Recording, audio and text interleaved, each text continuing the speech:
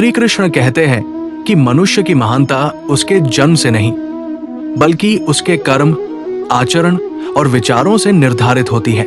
संसार में जो लोग ऊंची जाति और नीची जाति का भेद करते हैं, वे वास्तव में ईश्वर की सच्ची भावना को नहीं समझते। भगवान ने इस संसार में सभी मनुष्यों को समान बनाया है। सभी के भीतर एक ही परमात्मा का अंश विद्यमान है। जब आत्मा एक है, ईश्वर एक है, तो फिर मनुष्यों में भेदभाव करना अज्ञानता का प्रतीक है। श्री कृष्ण कहते हैं कि जो व्यक्ति सत्य, धर्म, करुणा और प्रेम का पालन करता है, वही वास्तव में श्रेष्ठ है। यदि कोई व्यक्ति उच्च कुल में जन्म लेकर भी अहंकार, द्वेष और अन्याय करता है, तो वो श्रेष्ठ नहीं कहलाता।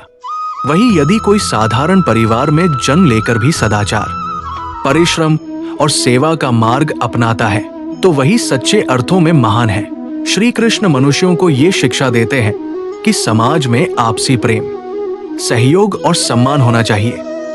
जाति के नाम पर किसी को छोटा या बड़ा समझना मनुष्य के मन की संकीर्णता को दर्शाता है। धर्म का सच्चा अर्थ है सभी प्राणियों के प्रति दया, सम्मान और समान दृष्टि रखना। श्री कृष्ण कहते हैं कि जब मनुष्य अपने हृदय से भेदभाव को समाप्त कर देगा, तभी समाज में सच्ची शांति, एकता और समृद्धि आएगी। मनुष्य को चाहिए कि वह दूसरों को उनके जन्म से नहीं, बल्कि उनके कर्म और चरित्र से पहचाने। अतः श्री कृष्ण का संदेश यही है कि इस संसार में कोई ऊंचा या नीचा नहीं है।